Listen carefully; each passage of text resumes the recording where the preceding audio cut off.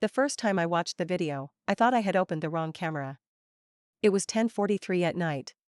I was sitting at my sister's kitchen table with a paper cup of tea I had forgotten to drink, scrolling through motion alerts from my apartment camera because the building had just finished fumigation. Most of the clips were boring.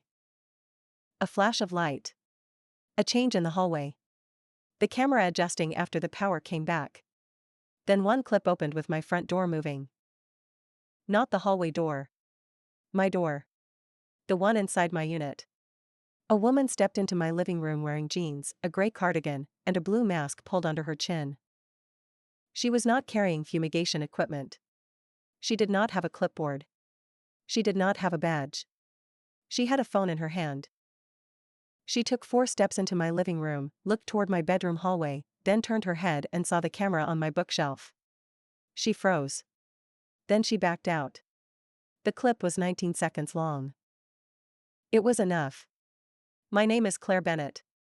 I was 34 years old, and at the time I owned a second-floor condo in a small California building that had been sold to me as quiet, well-managed, and low drama. 2 of those things were true on paper. The third was a lie with bylaws. I worked remotely in compliance operations for a medical billing company. That meant my entire professional life was built around boring questions that become expensive when people ignore them. Who had access? Who approved it? Where is the notice? What does the written policy say? So when I saw a member of my HOA board standing inside my apartment after a building-wide fumigation, my first instinct was not to scream. It was to save the file. I saved the clip to my phone. Then I saved it to my laptop.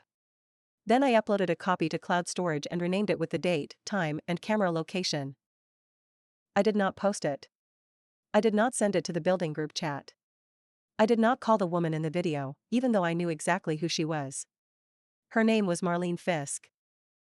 She was the HOA board secretary, the type of woman who called herself detail-oriented when she meant controlling, and community-minded when she meant entitled to everyone's business. I had dealt with her before.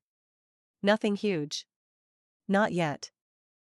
She once sent me a violation notice because a delivery box sat outside my door for 27 minutes.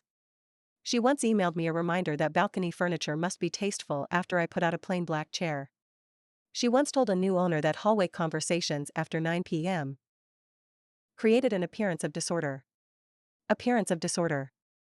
That was Marlene's favorite kind of rule. One that sounded official but could stretch in whatever direction she needed.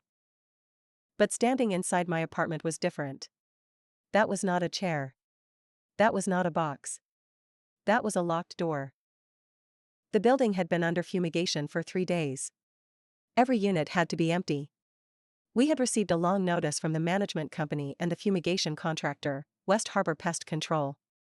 The notice was specific enough to tell us what kind of plastic bags to use for food, how to handle medication, when to leave, when not to return, and which hotline to call before entering the building again. It also included an access section.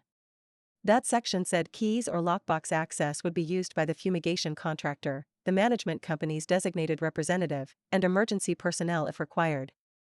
It did not say HOA board members could wander through private units. It did not say Marlene could check anything. It did not say curiosity counted as access authority. I had paid attention to that section because I had already learned how our board used vague language. 6 months earlier, a plumber had entered the wrong unit during a stack repair. The owner was out of town. The board called it an unfortunate coordination issue. The owner called it a stranger standing in her bathroom. The minutes called it resolved. Resolved was another word I did not trust. 2 months after that, Marlene sent a building-wide reminder saying the board reserved the right to inspect balcony drainage after storms. When an owner asked what section of the governing documents allowed board members to inspect private balconies without notice, Marlene replied that everyone needed to cooperate for the good of the building. Not a section number. Not a policy. A mood. So when the fumigation packet arrived, I read every page like it was a contract. I highlighted 3 things. The date and time we had to leave. The date and time we were allowed to return. The list of people allowed to access units. I also sent one question to Allison before I left. Please confirm that HOA board members will not enter individual units and that access will be limited to West Harbor personnel, management, and emergency personnel if needed. Allison replied, "Board members are not expected to enter units. West Harbor will handle fumigation access." Not expected. That was softer than I wanted, but it was still useful. I saved it. On the morning I left, I walked through my apartment with a checklist. I removed the food from my pantry. I bagged what the contractor told us to bag. I took photos of my countertops, desk, medication drawer, and mail basket. I checked the window locks. I checked the balcony slider. I put a small piece of blue painter's tape on the inside edge of my file cabinet drawer. That might sound paranoid. It was not. It was a 5-second way to know if the drawer had been opened. People who work with compliance learn that the best control is not dramatic. It is simple, repeatable, and easy to verify. The camera was part of that. It faced the living room and entry because that was where any legitimate person would enter. It could not see into the bathroom. It could not see into my bedroom unless someone walked down the hallway. It could not record audio. Before I locked the door, I opened the app, checked the battery backup, checked cloud recording, and made sure motion alerts were on. Then I left. That was all. I did not set a trap. I set a record. Before I left, I did what the notice said. I removed food, sealed what had to be sealed, watered my plants, took my laptop, locked my file cabinet, and left my small indoor camera on the bookshelf facing the living room and front door. The camera was not hidden. It was white, square, and obvious. It was there because I travel for work sometimes, and I like knowing if maintenance enters when I am not home. California law has rules around audio, so I kept the audio disabled. Video only. That detail mattered later. On the final day, the fumigation company sent an all-clear notice at 4:16 p.m. The building was safe to re-enter after 6 p.m. I was still at my sister's because I did not want to drive back late through traffic. The motion clip with Marlene was timestamped 6:38 p.m. 22 minutes after residents were allowed back in. Not during the tenting. Not during an emergency. After the all-clear. I watched the clip again. Then again. Then I opened the smart lock app. My front door lock had recorded an entry at 6:37 p.m. using the temporary contractor code that the management company had required every owner to create for fumigation access. That was the second receipt. The video showed who entered. The lock showed how. The notice showed who was supposed to use that access. I took screenshots of all three. Then I made a timeline. I did not trust myself to remember the order later, especially if people started calling me emotional. That is one of the oldest tricks in any dispute. If someone can make the timeline blurry, they can make the person with the complaint sound unreasonable. So I wrote it down while the details were still clean. Monday, 8:03 a.m. Fumigation reminder sent by management. Wednesday, 6 p.m. Residents required to vacate. Thursday, 4:16 p.m. All clear notice sent by West Harbor. Thursday, 6 p.m. Residents allowed to return. Thursday, 6:37 p.m. Contractor code used on my lock. Thursday, 6:38 p.m. Interior camera records Marlene inside my unit. Thursday, 6:39 p.m. Marlene exits. That timeline was not dramatic. It did not accuse. It did not guess. It just made one fact impossible to soften. Marlene entered after the emergency period had ended. That mattered because during fumigation, there are legitimate reasons for access. Contractors have to open cabinets. They have to check seals. They have to verify clearance. Management may coordinate keys. Emergency personnel may enter if something goes wrong.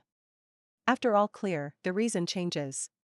If the building is safe enough for owners to return, then a board member walking into a private unit is not fumigation work. It is entry. Entry needs authority. I exported the lock log as a PDF. I downloaded the camera file in its original format. I took a screenshot of the West Harbor all-clear notice, including the timestamp. I saved Allison's earlier email where she said board members were not expected to enter units. Then I opened RCC and RS. That was the part one knew most owners would not do, because governing documents are where human attention goes to die. I searched for entry. There were 3 relevant sections. The association could enter a unit after reasonable notice for maintenance affecting common elements. The association could enter immediately in an emergency. The association could enter with the owner's consent. There was no section saying a board secretary could enter after a contractor left because she felt diligent. I saved those pages too. Then I wrote an email. I kept it short. Hello Allison, I received a motion alert from my interior security camera showing HOA board member Marlene Fisk entering my unit at approximately 6:38 p.m. today after fumigation. Please provide the written authorization that allowed an HOA board member to enter my private unit, the purpose of the entry, and the full list of individuals authorized to access my unit during and after fumigation. I attached nothing. Not yet. People reveal more when they do not know exactly what you have. Allison was the property manager. She worked for the management company, not the board directly, although sometimes that distinction seemed to disappear when Marlene wanted something done quickly. Allison replied the next morning at 8:12. Hi Claire, thank you for reaching out. The board conducted limited safety confirmations after the all clear to ensure all units were secure. No personal areas were searched. This was done in the interest of the community. That reply was a gift. Not because it was good for them. Because it was written. I replied, thank you. Please send the notice or governing document authorizing HOA board members to enter private units for safety confirmations after fumigation. Please also confirm whether West Harbor Pest Control authorized this entry and whether any other units were entered by board members. No answer. 2 hours later, Marlene called me. I let it ring. She left a voicemail. Claire, this is Marlene. I think there has been a misunderstanding, and I would really appreciate a quick conversation before this becomes something bigger than it needs to be. I saved the voicemail. Then I replied by email and copied Allison. Marlene, please keep all communication about entry into my unit in writing. She replied in 12 minutes. Claire, nobody entered your unit inappropriately. We were making sure everything was safe after a dangerous chemical process. I am disappointed you would characterize routine board diligence this way. Routine board diligence. That was new. I added it to the folder. By then, I had 4 documents. The fumigation notice. The camera clip. The smart lock log. The written explanation. I still needed the cleanest piece. The contractor's authorization. So I called West Harbor Pest Control. I did not accuse anyone. I asked for their office email and sent a written question. During the fumigation at 1840 Devereux Street, Unit 2B, were any HOA board members authorized by West Harbor Pest Control to enter private units after the all-clear notice? Specifically, was Marlene Fisk authorized to enter Unit 2B using the temporary contractor access code? I attached the notice, not the video. Their operations coordinator replied the same afternoon. West Harbor personnel and the property management representative were the only non-owner parties authorized to access units for fumigation preparation and clearance needs. West Harbor did not authorize any HOA board member to enter Unit 2B after clearance. After all clear, West Harbor had no need to enter the unit unless requested by the owner or management for a documented issue. That was the hinge. The HOA said safety confirmation. The contractor said no authorization. The notice said contractor, management representative, emergency personnel. The log said the contractor code was used. The camera said Marlene entered. I did not need to be angry anymore. The file was angry enough. That evening, I drove home. I parked on the street instead of in the garage because I wanted to walk the exterior first. The building looked normal. The tent was gone. The hallway smelled faintly chemical and dusty. My door was locked. Inside, nothing obvious was missing. That did not make me feel better. People think privacy violations only matter if something is stolen. They say, well, did she take anything? Did she break anything? Did she open drawers? That question misses the point. A locked apartment is not private because thieves are polite enough to leave receipts. It is private because access requires authority. Authority is not a vibe. It is a document. I walked through my apartment slowly and filmed everything as I found it. living room, kitchen, bedroom door, bathroom, file cabinet, closet, balcony slider. I opened drawers and checked the small cash envelope in my desk, my passport pouch, my medication, my external drive. Everything seemed present. I still made an inventory. Then I looked at the camera angle again. From where Marlene stood, she could see my living room, dining table, mail basket, the hallway to my bedroom, and the edge of my work monitor. The monitor had been off. Good. But the mail basket had been on the counter. I had moved most important papers before fumigation, but not everything. There were bank envelopes in it. A medical bill. A letter from my mortgage servicer. I took photos. Not because I believed she had read them. Because if you were building a paper trail, you document exposure, not just damage. The next morning, Allison sent a new email. Claire, after speaking with the board, I understand Marlene briefly stepped inside your unit because the contractor code had not been cleared and she was confirming that your door was secured. There was no intent to violate privacy. The board considers this matter closed. I read that sentence twice. The contractor code had not been cleared. That was not a reason to enter. That was the problem. I also noticed the passive wording. The contractor code had not been cleared. By whom? The sentence made it sound like the code had failed to clear itself, like a fogged window or a slow drain. But someone had created that code. Someone had distributed it. Someone had decided not to expire it at all clear. Someone had used it after the work window ended. Passive sentences are where accountability goes to hide. So I wrote my reply in active verbs. The management company required owners to create temporary contractor access codes. The all-clear notice ended the fumigation access period. Marlene Fisk used my temporary contractor code after that access period.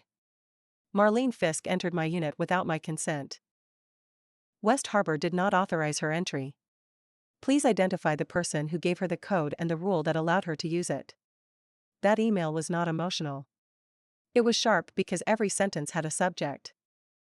People who rely on vague authority hate subjects. If the temporary code had not been cleared after fumigation, that meant the management company had left a contractor access path active after the work ended. Marlene's solution was not to deactivate the code, notify me, or ask permission. She used it. I replied with 4 attachments. The camera screenshot. The lock log. The West Harbor email. The access section of the fumigation notice. Then I wrote, I do not consider this matter closed. Please preserve all records related to access codes, unit entry, board communications, and fumigation authorization. Please provide the legal or governing document basis for a board member entering my unit after all clear without owner consent. Also confirm whether any other units were entered by board members using temporary codes. The tone changed after that. Allison did not answer for 2 days. Marlene stopped emailing. The board president, a man named Richard Vale, sent a message on Friday afternoon. Claire, the association takes owner privacy seriously. We are reviewing the circumstances and ask that you refrain from making public accusations while we gather facts. That was another sentence people use when they are afraid the facts have already gathered themselves. I replied, I have made no public accusation. I have asked for the authorization record. Please provide it. No answer. On Monday, I contacted an attorney. Not because I wanted a lawsuit. Lawsuits are expensive, slow, and exhausting. I wanted a letter that would force the board to stop treating my locked door like a misunderstanding. The attorney, Dana Cho, was not dramatic. That is why I liked her. She asked for the documents in order.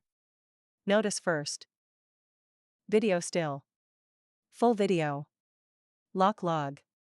HOA emails. Contractor email. Management company email. Any governing documents about entry rights. I sent everything. Dana called me the next day and said, the cleanest issue is not whether she meant harm. The cleanest issue is authority. That was exactly the word I needed. Authority. Not feelings. Not vibes. Not whether Marlene thought she was helping. Who had authority to cross the threshold? Dana drafted a letter that was firm but not theatrical. It said the association, through its board member, had entered a private unit after fumigation using a temporary access code without owner consent, documented emergency, or written authorization. It demanded preservation of all related records, disclosure of everyone who accessed my unit, identification of any other units entered, deletion or deactivation of all temporary access codes, and written confirmation that board members would not enter private units outside properly noticed and legally authorized circumstances. It also requested that the matter be placed on the agenda for the next executive session and that the association's insurer be notified. Before the letter went out, Dana asked me one more question. Did I want money, or did I want the record? I said I wanted the record. She nodded like that was the answer she preferred. Money would make them defensive in a way they understood. A record made them defensive in a way they could not easily explain. If they paid me a small amount, they could call it a settlement. If they changed the policy, preserved the minutes, and notified other owners, they had to admit the process was wrong. That was more useful. Dana also told me not to communicate by phone anymore. Not with Marlene. Not with Richard. Not with Allison unless it was a scheduling issue confirmed by email afterward. She said, people who are trying to fix a bad record love phone calls. That sentence stayed with me. Because she was right. Phone calls let people test softer versions of the story. Maybe she only stood in the doorway. Maybe the code was still active, so it seemed allowed. Maybe all board members had implied authority. Maybe fumigation created special circumstances. Maybe the camera made it look worse than it was. Email does not let a story keep changing for free. So we sent the letter. The insurer line did something. Boards can ignore an owner. They pay attention when insurance might become involved. Dana sent the letter on Wednesday. On Thursday morning, Allison emailed the entire building. Subject: temporary access codes. Effective immediately, all temporary access codes created for fumigation are to be deleted by owners. The management company is auditing vendor access procedures and will issue updated instructions for future projects. That was the first public crack. The email did not mention my unit. It did not mention Marlene. It did not mention the camera. But 20 minutes after it went out, my neighbor Sophia texted me.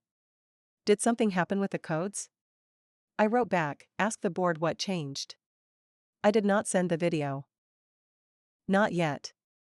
The board did something predictable after that. They tried to make the policy update look routine. Richard sent a follow-up saying the code audit was simply part of post-fumigation best practices. Marlene replied all to the board but accidentally copied me, with a sentence that said, "We should not imply anything improper happened." I stared at that email for a moment. Then I forwarded it to Dana. Dana replied, "Save that."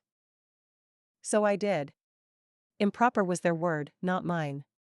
The next day, Allison sent me a separate email asking if I would be willing to confirm that no personal property was missing. That was another attempt to move the issue.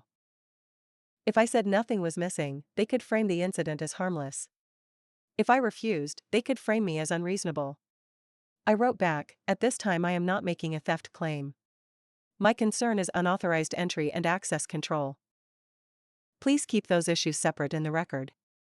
That sentence became important later, because during the hearing Richard tried to say I had confirmed there was no damage. Dana corrected him before I even had to speak. No. She confirmed she was not making a theft claim. That is not the same thing as authorizing entry after the fact. The difference annoyed them. That meant it mattered. The next week, the board scheduled a hearing. Technically, they called it an internal review meeting. I called it a hearing because there was an agenda, an attorney letter, management attendance, and 4 people suddenly using phrases like procedure, authorization, and risk. The meeting was on Zoom. I joined with Dana. The board had their association attorney, which told me they understood the issue was no longer a neighbor complaint. Richard opened by saying, "We want to resolve this amicably." Dana said, "Resolution depends on the records." That set the temperature. Allison said the board had reviewed the incident. Marlene had entered briefly because she believed the unit might not have been properly secured after fumigation. She had not searched, taken, moved, or inspected personal property. Dana asked, "What record shows the unit was unsecured?" Allison paused. There was no record. Dana asked, "Who told Marlene to enter?" Marlene said, "No one told me. I was trying to help."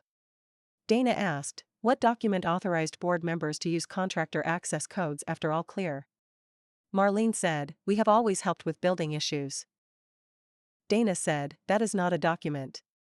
Richard said, "Let's not turn this into a courtroom." I finally spoke. I said, "I am not asking for a courtroom. I am asking for the rule that let her open my door." Nobody answered. Dana shared her screen. She had a simple timeline. Monday, fumigation notice issued. Thursday, all clear at 4:16 p.m. Thursday, owner re-entry allowed at 6 p.m. Thursday, Unit 2B entry using contractor code at 6:37 p.m. Thursday, interior camera records Marlene Fisk inside Unit 2B at 6:38 p.m. Friday, HOA States Board conducted limited safety confirmations.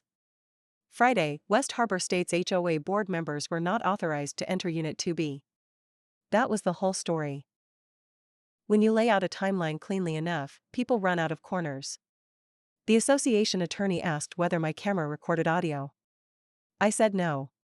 Dana said the camera was inside Claire's private unit, pointed at her own living room and entry, with audio disabled. He nodded and stopped chasing that line. But Richard tried to pick it up anyway. He said, "Some owners may be uncomfortable knowing private cameras are recording building-related activity."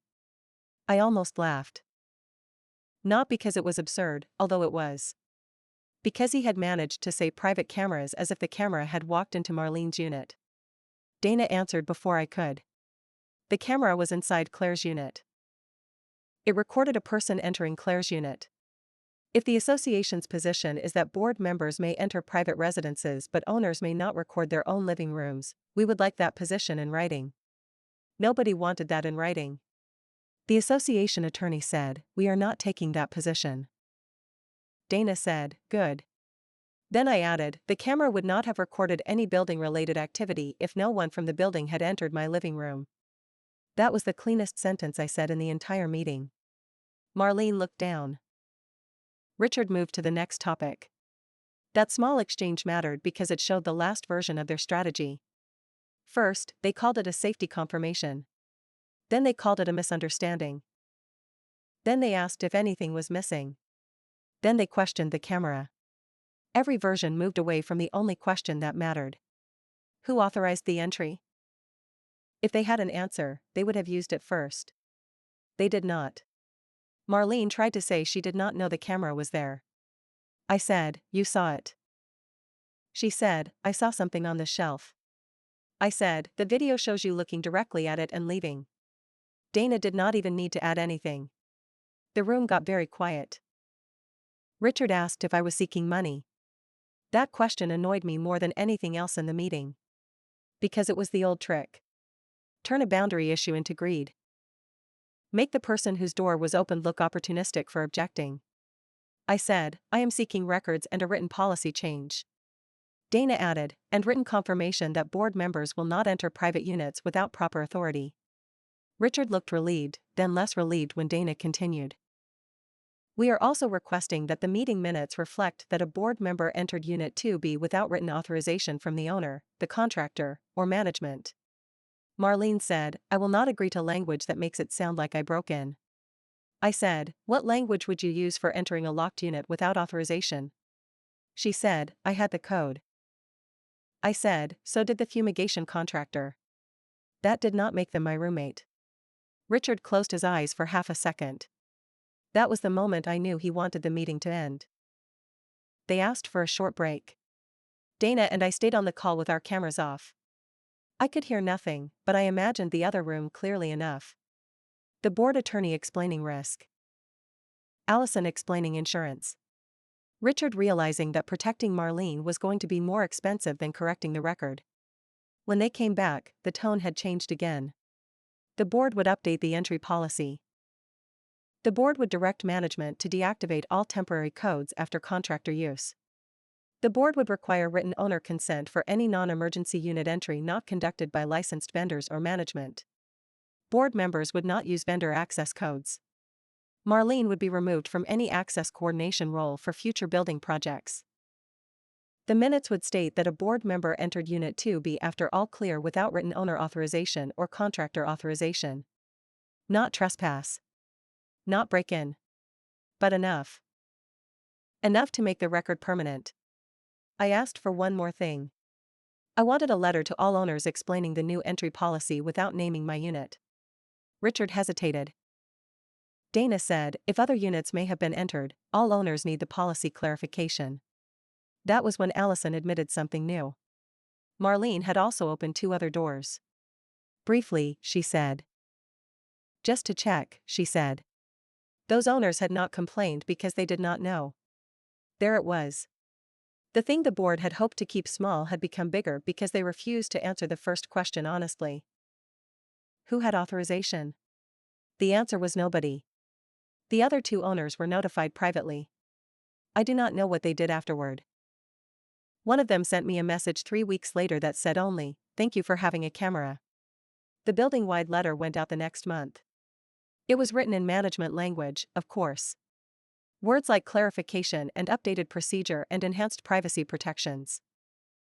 It said temporary access codes would be limited to licensed vendors and management representatives, deactivated immediately after work, and never used by board members.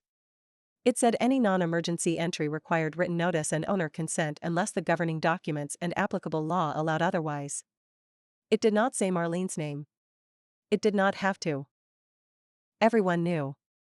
The minutes came 2 weeks after that. I read them 3 times. The first draft was bad. It said the board discussed owner concerns related to the fumigation access process and agreed to revise procedures. Owner concerns. Access process. That was soft fog.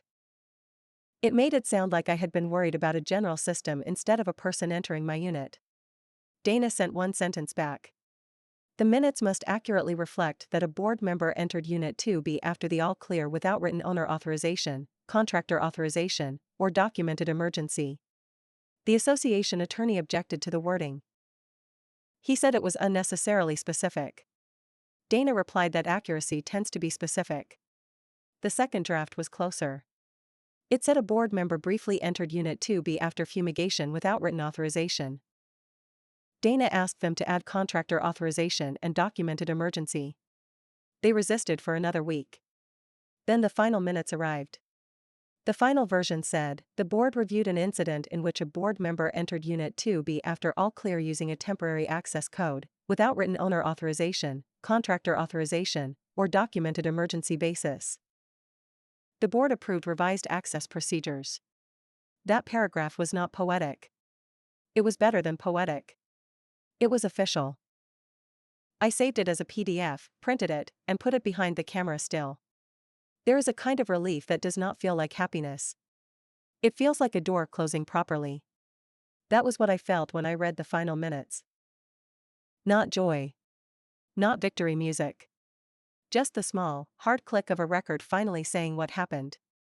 Marlene resigned as board secretary before the next election. She stayed in the building, but she stopped sending hallway emails. For almost a year, I did not receive a single warning about packages, balcony chairs, or the appearance of disorder. The management company also changed its vendor access form. The new form had a table with authorized roles, access windows, code expiration, and a line that said, board members are not authorized to enter individual units using vendor codes. That line was mine. Not officially. But I knew. There was one more practical consequence. Every future project required an access closeout report. That meant after a contractor finished, management had to document which codes were active, when they were disabled, who had keys, and whether any unit was entered after the work window closed. Before my video, nobody had wanted to make that process visible. After my video, visibility became the point. The first time the new system was used was for a plumbing inspection in the North Stack. Owners received a notice with a 2-hour window, the vendor name, the management escort, and a code expiration time. After the inspection, management sent a short closeout email confirming which units had been entered and when access had ended. It was boring. Beautifully boring. That is what a good rule should be when it works. Boring enough that nobody has to guess who opened their door. One of my neighbors, a man who had originally said I was overreacting, forwarded the closeout email to me with no message except a thumbs up. I did not reply. I just saved that too. The strangest part was how many people wanted me to feel bad afterward. Not everyone. Some people were grateful. Some were furious. Some admitted they had never thought about access codes after contractors left. But a few people said Marlene had meant well. Maybe she did. Maybe in her mind, she was protecting the building. Maybe she believed being on the board made her a guardian of the property. Maybe she saw locked doors as obstacles instead of boundaries. That did not change the document. That did not change the code. That did not change the video. Intent matters for apologies. Authority matters for entry. Months later, when the next maintenance project came up, the notice was different. It listed the vendor, the management representative, the date, the access window, the exact reason for entry, and the code expiration time. It told owners they could request a management escort. It told owners board members would not access private units. I printed it and put it in the same folder. Not because I expected another fight. Because corrected records are still records. Marlene passed me in the garage one afternoon and said, "I hope you are happy with how far you took this." I looked at her for a moment. Then I said, "I am happy with the new policy." She said, "You made me sound like a criminal." I said, "I asked who authorized you." She had no answer. That was the thing about the whole story. It never needed my anger. It never needed a dramatic accusation. It needed the one question nobody wanted to answer in writing. Who gave you the right to open my door? The camera saw her. The contractor denied her. The minutes recorded her. They entered my unit with a key. They left it in the minutes.